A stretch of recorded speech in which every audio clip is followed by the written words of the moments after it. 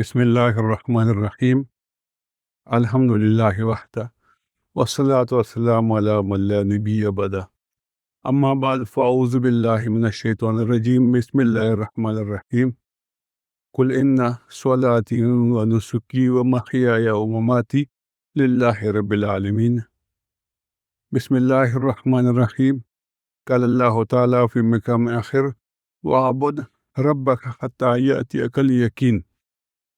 محترم ساتھیو، قرآن عظیم الشان کی دو مختلف آیات میں نے آپ کے سامنے رکھی۔ سب سے پہلے تو میں ضروری سمجھتا ہوں کہ آپ احباب کا شکریہ ادا کروں۔ میں والد کی وجہ سے کسی کام کے قابل نہیں رہا، لیکن آپ دوستوں نے جس محبت کا ثبوت دیا میں اسے زندگی بھر نہیں بھلا سکتا ہوں۔ اللہ آپ کو جزائے خیر دے اور تمام مریضوں کو اللہ تعالیٰ شفا دے، اور ایسے حادثات سے اللہ تعالیٰ تمام بہن بھائیوں کو محفوظ فرمائے۔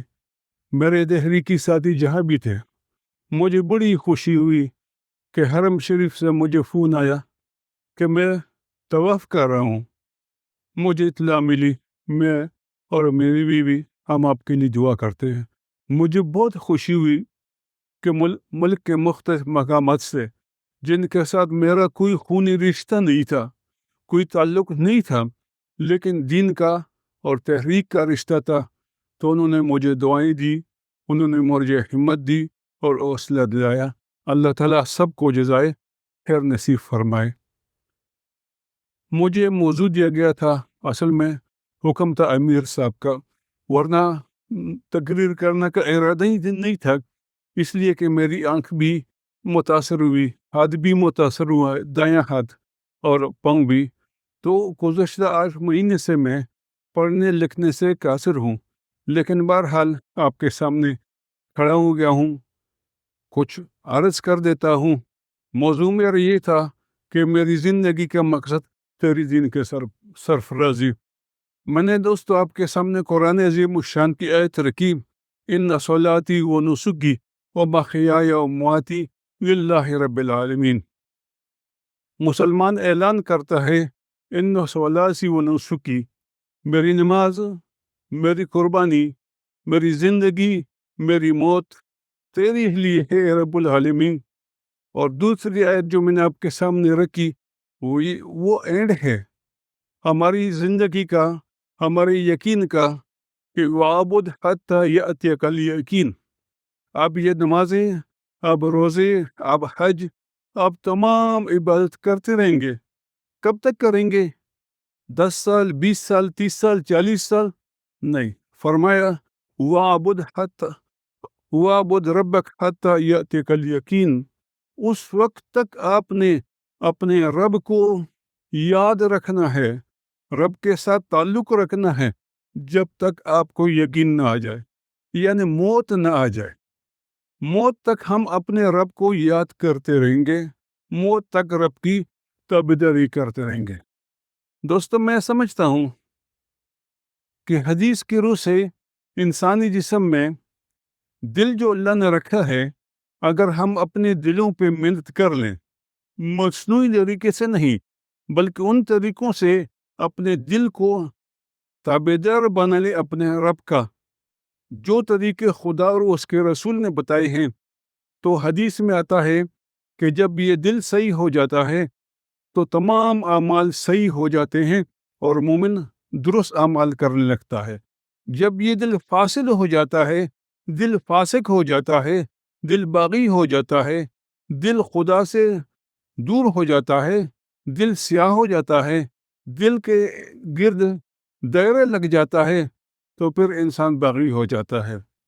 ہم دیکھتے ہیں کہ قرآن عظیم الشان نے تمام عبادت کے لیے، تمام معاملات کے لیے اور دنیا اور آخرت کی سکون کے لیے مومن کو یہ حکم دیا ہے کہ راحت چاہتے ہو تو اپنے دل کو اللہ تعالیٰ کا تابعدار بنا لو، دل کو تابعدار بنا لو، دنیا میں بھی راحت ہے اور آخرت میں بھی۔ یہی وجہ ہے کہ صحابہ کرام کے دل مطمئن تھے اس بات پہ کہ ہمارا رب ہے اور رب ہمارا رہے گا۔ ہم نے رب کے پاس جانا ہے اور اس نے ہمیں انعام دینا ہے۔ صحابی رسول اللہ سے پوچھتے ہیں کہ یا رسول اللہ، اگر میں شہید ہو گیا فَأَيْنَ أَنَا، تو میں کہاں ہوں گا؟ رسول اللہ صلی اللہ علیہ وسلم نے فرمایا انت فی الجنہ، اگر آپ اس مارکے میں شہید ہوئے تو آپ سیدھے جنت جائیں گے۔ وہ ہاتھ میں لی ہوئے کھجوریں رکھتا ہے اور سیدھے جاتے ہیں، شہید ہو جاتے ہیں۔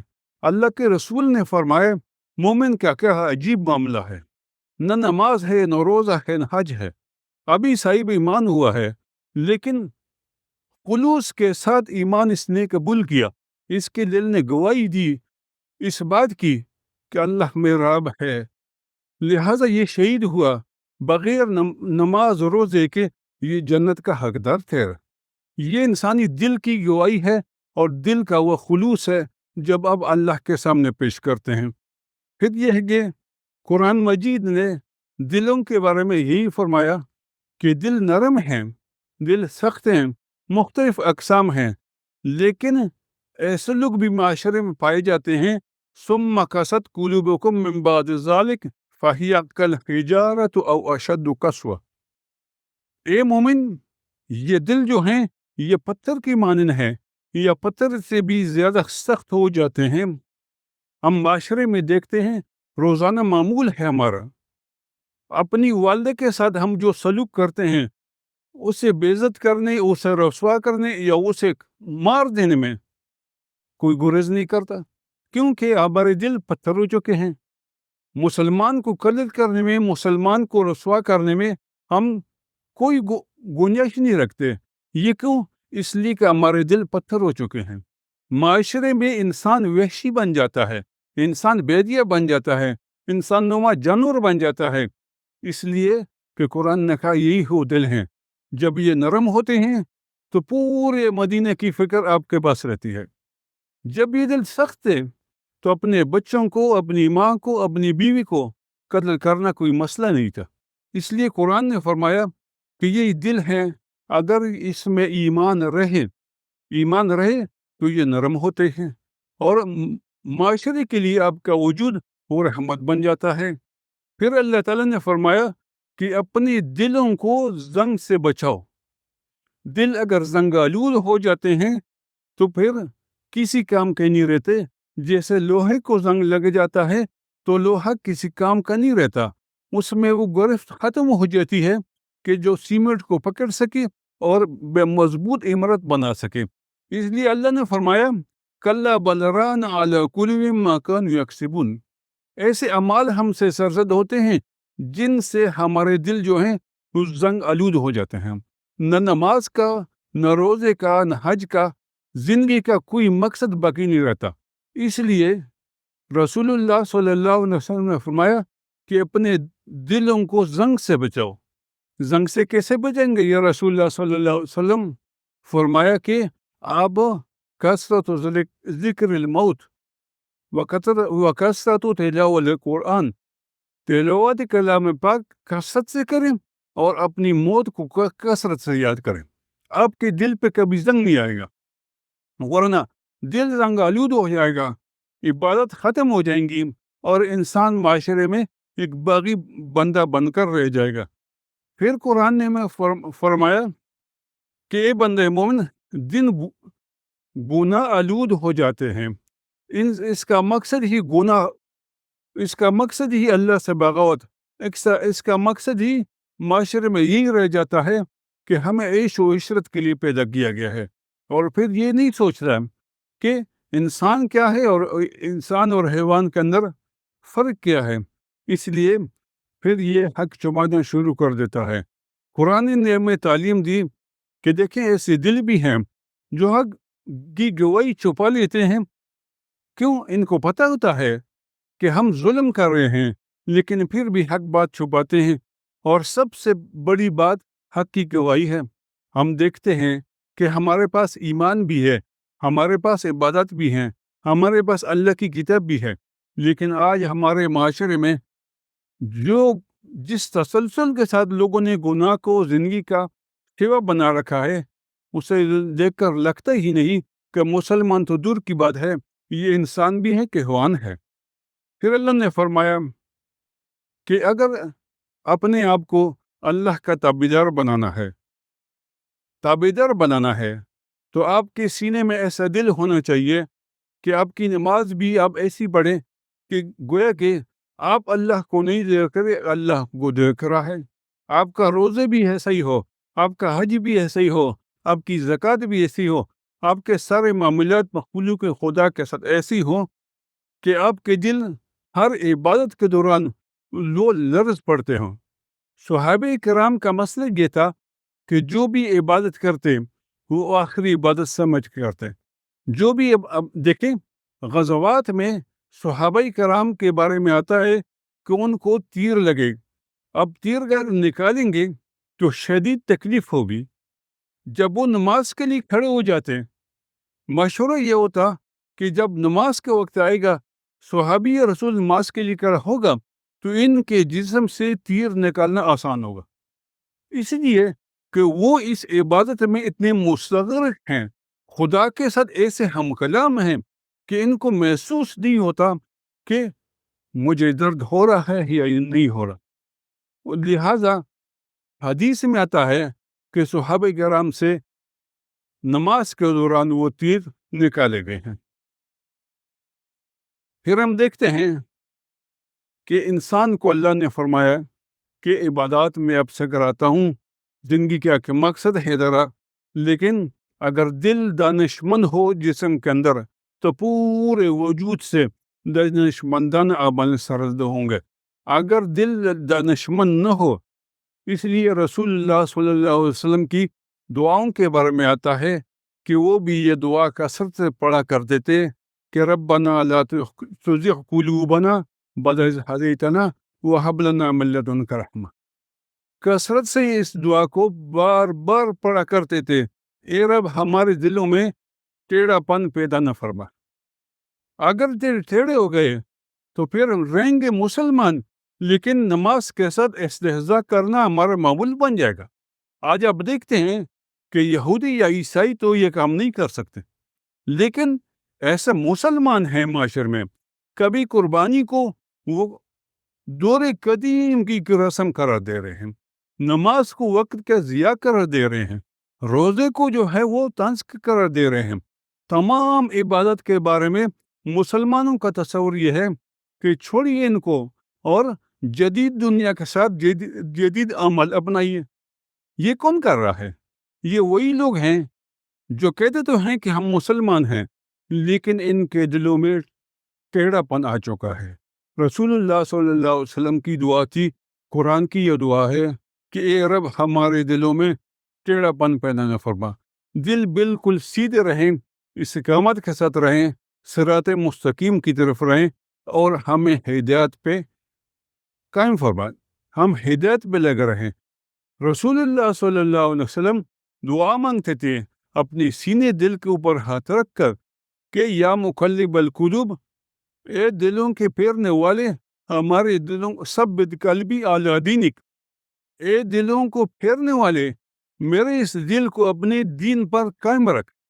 اب دیکھیے پیغمبر ہیں لیکن دعا ضرور مانگتے ہیں اللہ سے کہ میرے دل کو دین پر قائم رکھ، دین پر استقامت نصیب فرما، میری زندگی میں کوئی ایسا کام نہ ہو جائے جو تیری دین کے خلاف ہو. اور دوستو، آپ کے سامنے آخری بات میں عرض کرتا ہوں، وہ لوگ خوش قسمت ہیں قرآن کی روح سے جن کو اللہ تعالیٰ اس دین پر ثابت قدم مطمئن دل نصیب فرمائے. مطمئن دل. اور یہ کون لوگ ہیں؟